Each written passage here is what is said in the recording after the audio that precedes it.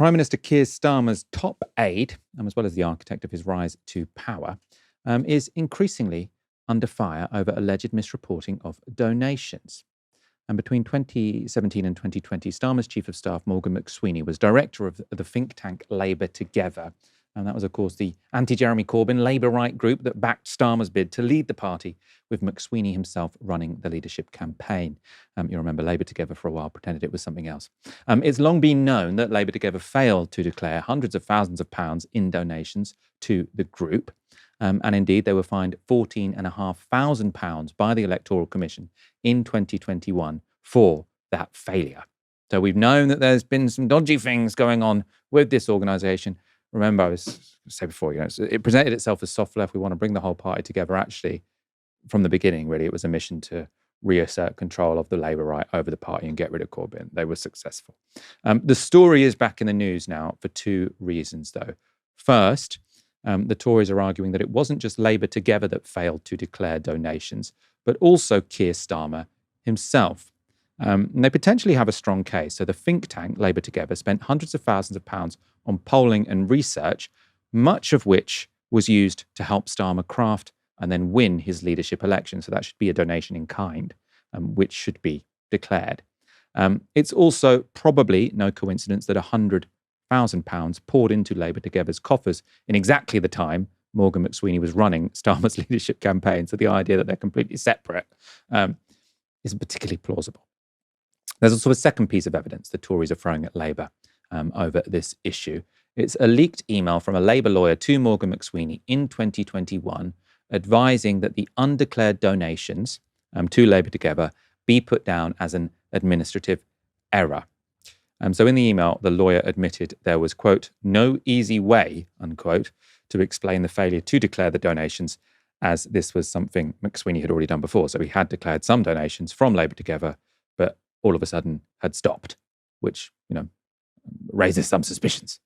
And the lawyer poses this question to McSweeney. You had initially reported and signed off donations, so were presumably aware at the time of the obligations as a members' association to register. And the lawyer then suggests that, quote, it may be best to simply base our case as to the non-reporting down as an admin error. So let's just say, admin error, who knows, oops. So this was during the Electoral Commission investigation, I presume, when they ultimately got fined. So that investigation did happen. They did get fined. As I say, that's news that's been around since 2021. What's different now is the Tories claim that this leaked email suggests McSweeney may have sort of intentionally misled the Electoral Commission in their 2021 investigation, instead of this just being some sort of accident. So they say there are new issues that have to be investigated here. So what does seem to be the truth? Well, there is an obvious reason why Labour Together might not have wanted to declare their donations in the run-up to Starmer's leadership bid, right?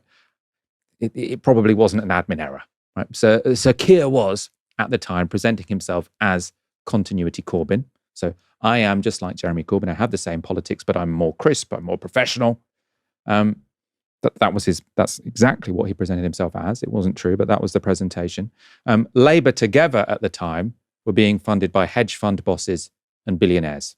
So, of course, if that connection was made public, it could have damaged his leadership bid. I'm continuity Corbyn, but also I'm working with this think tank who are getting funded by hedge fund billionaires. That would have been used by the Rebecca Long-Bailey campaign, for example, to attack Keir Starmer.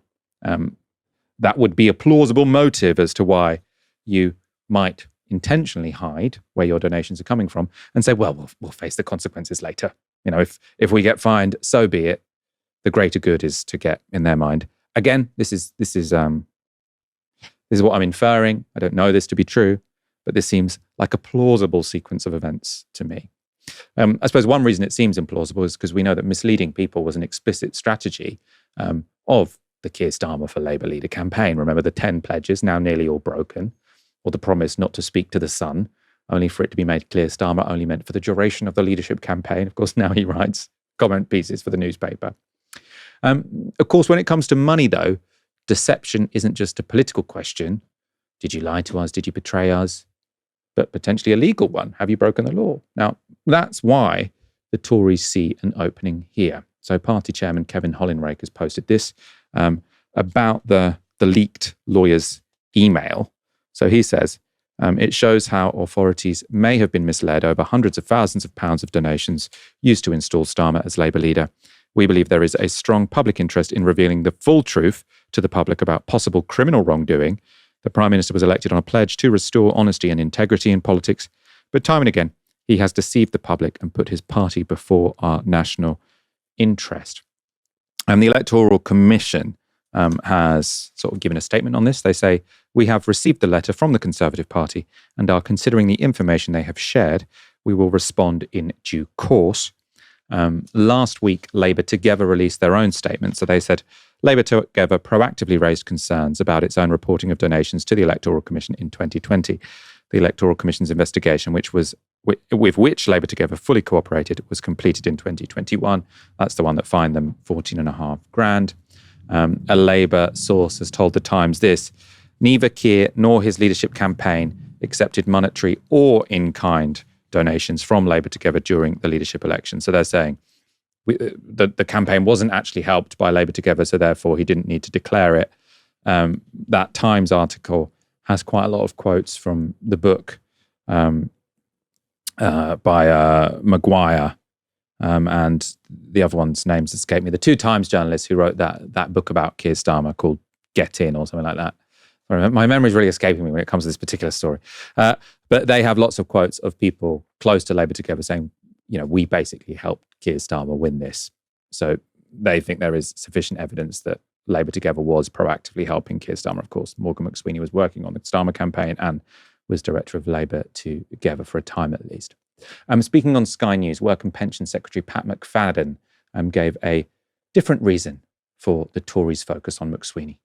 I think Morgan is a highly talented individual. I'm not surprised the Tories are targeting someone like that. They'll see him as a formidable opponent. After all, someone who worked with me to help deliver the biggest Labour election victory for a long, long time. So I'm not surprised that his political opponents will use every weapon they can to try and attack him. Do you think he'll stay in his post?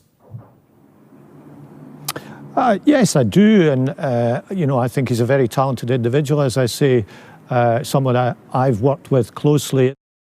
So the book and the authors I was struggling to remember was Patrick Maguire and Gabriel Pogrund. We've actually had them on the show. And the book was called Get In. I did read their first one, which was about the Corbyn years. I haven't read this second one, which is about Keir Starmer. This is the third scandal, of course, to hit Keir Starmer in a single month following the resignation of Deputy Prime Minister Angela Rayner over her tax arrangements and the sacking of US Ambassador Peter Mandelson over his undisclosed links to Jeffrey Epstein. Oh, Barry, this is a good chance for us to have another go at some bets. And I'm going to take the same role again this time, actually. I think this is quite technical. I think it's going to be quite difficult. I don't think the public are really going to care that much who donated what to Labour Together in 2020. So I would say unless there is some kind of criminal charge, Morgan McSweeney will keep his job. And it doesn't seem to me as if there is enough new information compared to 2021 for this to have a fundamentally different ruling to what was made in 2021 by the Electoral Commission, which is that wrongdoing had been done, but it could be dealt with a fine, and there were no criminal charges or anything. So my bet is he stays. Obviously, you got this right a couple of weeks ago when it came to Peter Mandelson. Where do you stand on Morgan McSweeney?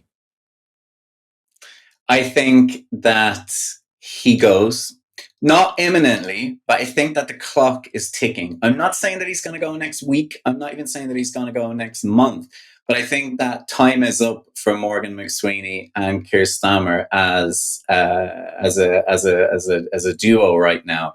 I completely agree with you. I think this is a Westminster story that is not going to really break through with the public, and I don't think the public will necessarily, as you say, care or see this as a massive issue. It's not exactly easy to get your head around. And I think that there was an article in the New Statesman today which also theorized the same, that this is going to go away, that it's not going to break through. But I don't think that the Tories and the leaked letter And the Tory sort of campaign to go after Morgan McSweeney is what Keir Starmer and Morgan McSweeney really need to worry about. Although I do think Kemi Badenoch was probably really annoyed that we're in conference season and she couldn't duff Keir Starmer up in Parliament like she did over the Mandelson thing. But I think that the real threat is coming from within. You know, it's clear that the Labour Party is kind of at war with itself and it keeps leaking like a bloody sieve. So they're obviously all out there kind of briefing against each other. And so I think that if Sweeney goes, if Starmer goes, then it's going to be because of internal pressure coming from within the Labour Party. And, you know, while it doesn't break through to sort of the public consciousness, you do have the media can create pressure in that Westminster bubble itself, I think. You know, you have this thing where the media will say pressure mounts, pressure is building. And you think, well, where is that pressure mounting from? It's actually mounting from you guys. You know, it's mounting from these stories that you're writing. So I do think that there's that element. And, you know, they're going to go, Michael, but when will they go? You know, they likely might not make it to the May local elections next year. So again, I'm not saying that it's going to happen next week, but it's only a matter of time. May, a bet needs a deadline, doesn't it? So you're saying Morgan McSweeney is going to be gone by next May. Sure, I can say that. For the sake of argument, I'll say he's going to stay until next May, but I think Keir Starmer might not last past next summer. I think Keir Starmer has so little idea what he stands for that to get rid of the one guy who masterminded the whole thing would just be difficult for him. Which is why Boris Johnson tried so hard to keep Dominic Cummings, even though sort of in the end they fell out.